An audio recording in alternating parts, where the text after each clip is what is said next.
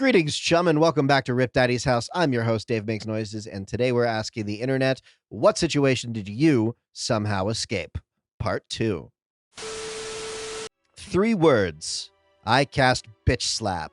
Spoilers for Lost Minds of Phandelver. We encountered Venom Fang in a unique circumstance, hiding in the form of a small child. The dragon led us into an abandoned tavern and dropped their form and attacked us. We had a warlock of the Raven Queen, a bard who couldn't hit shit, a barbarian who was always out of range, a useless old lady half-orc, wizard, maybe? We don't know what the character was because she never cast any spells or did anything useful, a water genasi sorcerer, and me, a storm cleric. We managed to hold our own for a bit and do some damage to the dragon. Then the dragon gets a turn and rolls high for his breath weapon. Warlock, down. Bard, down. Sorcerer, not good, but up. Useless half-orc, down. Barbarian, unhealthy. Me, somehow been missed by most things and doing fine. Everyone gets their turns. All of the downed characters failed their death saves. I bring the bard back up so she can healing word. Barbarian gets a critical hit but low damage. Dragon goes again and things are looking very bad.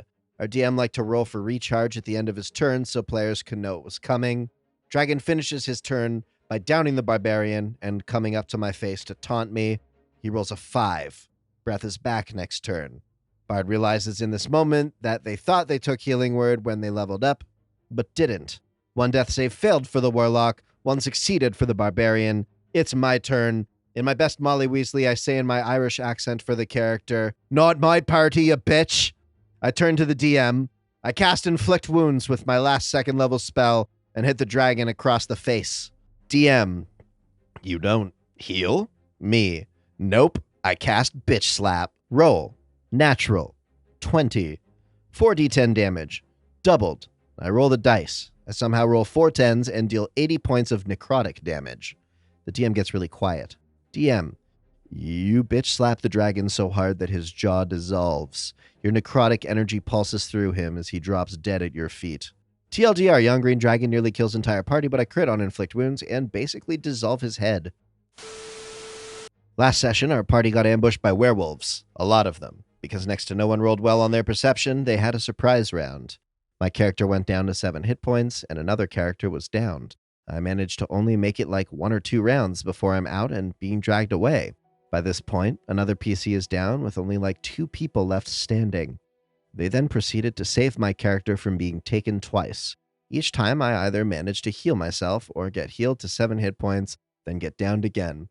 Through some really quick thinking by the still standing members, they saved the 3 of us who were nearly kidnapped by the werewolves. How the I honestly don't know. Only one of us got infected with lycanthropy, but we made it out alive. We were playing a short campaign where we were supposed to lose the first fight against a bunch of bandits and the BBEG. Only 2 of us were up, me and our wizard.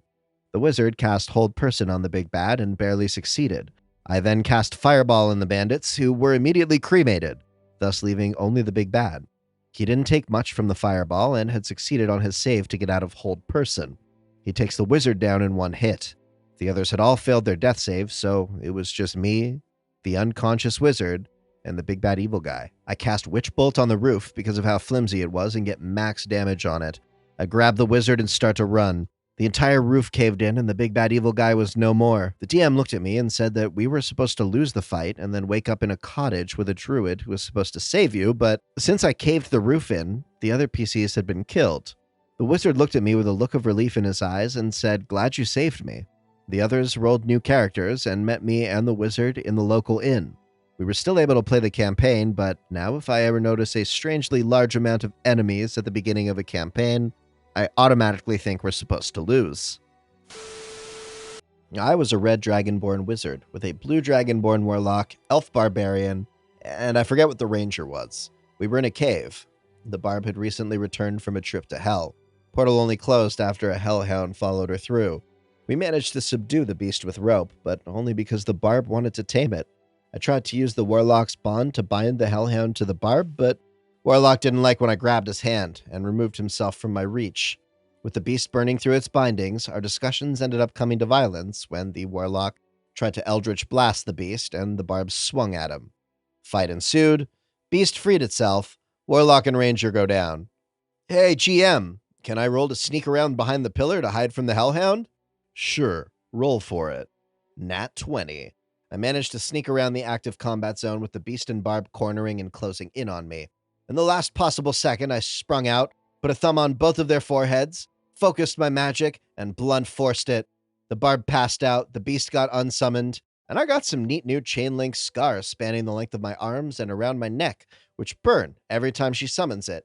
I managed to stay up long enough to pull a couple healing potions from the ranger to bring the other guys back. I decided to scoop my bag of holding through a dragon's horde as the rest of my friends went to the plane of fire. Absolutely my idiocy. I was almost guaranteed to die. To not die, I needed to get a nat 20 dex save against the red dragon's breath weapon. With my low dex, nat 20. I was between the dragon and the gate, however, without enough movement not to run safely around the dragon.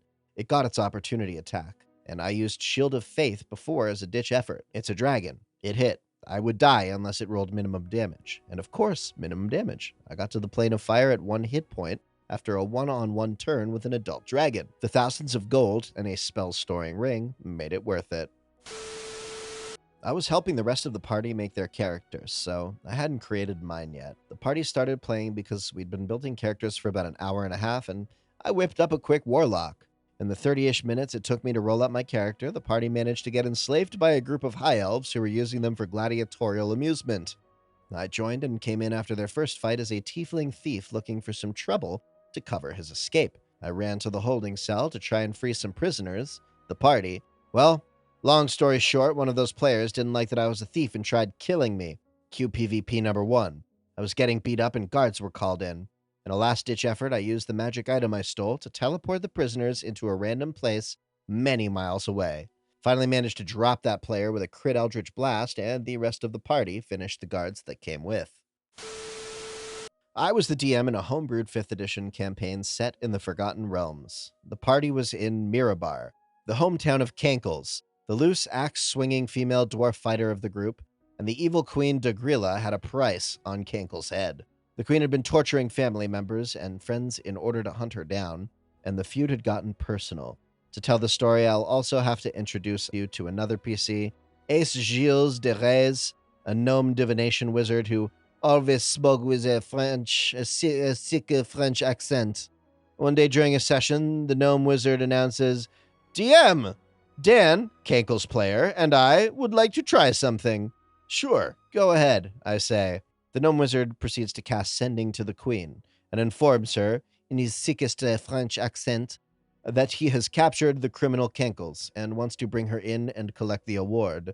I dutifully RP the queen, responding in delight, and inviting the gnome to the palace, cackling in anticipation of being able to finally torture and kill the hapless dwarf. Another important note, earlier in the campaign, Cankles had picked up a necklace of fireballs with 3 beads on it, and it had always been hanging around her neck. My friend Dan, Cankles, describes how he takes off all his armor and weapons and sets most of his gear aside. The gnome puts a set of manacles they had on him, and off they march to the palace as the rest of the players sit and watched in amusement, wondering where this would go.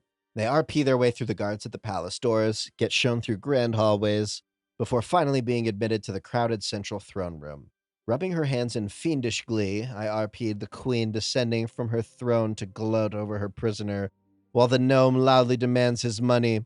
The queen says, yes, yes, yes, you will be paid at once, and goes back to gloating. It is at this point that the gnome speaks up and says, okay, well, it seems as if you have everything in order. I also want my manacles back, okay? And reaches up and unlocks them from the dwarf's wrist.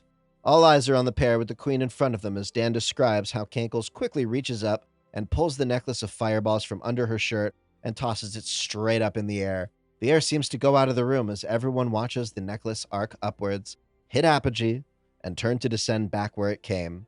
I grab Cankles and cast Dimension Door, says the gnome with triumph in his voice, and teleport us out into the entry hall of the palace. The table erupted in laughter and glee. There was applause. I glanced down at my notes, then asked, what size is your gnome character, Wade?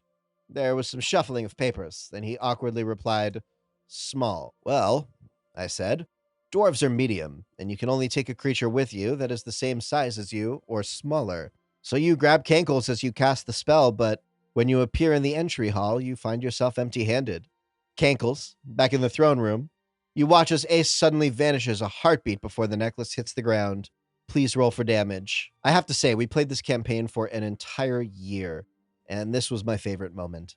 The dwarf and the gnome did make it out alive after the gnome blew through half of his deck of illusions. The beholder that he apparated in the atrium made quite the impression, and the severely burned dwarf rolled really well on strength and dexterity checks as she barreled out of there, grabbing the wizard on the way. We all agreed it was an awesome escapade, and everyone learned to read your spells really carefully. Hey there, hi there, ho there. Thanks for tuning in to the very end of the video. You've been such a peach for doing so. If you have a situation that you defy the odds to escape, we want to hear about it in the comments below. And if you've got another story that you'd like to share with the community, definitely please make your way over to our official subreddit, r/MrRipper. And if you're looking for a group to play with, we got you covered there too, bucko. Head on over to Mr. Ripper's Group Finder Discord server, and you too can find a group to game with. I hope this week that you make time for your loved ones. I've been Dave Mix Noises. Thanks again for hanging out till the end. Please sub for Nat 20s. Ding that dong to put some ding in your dong today. We love you here at Rip Daddy's house, and we'll see you next time.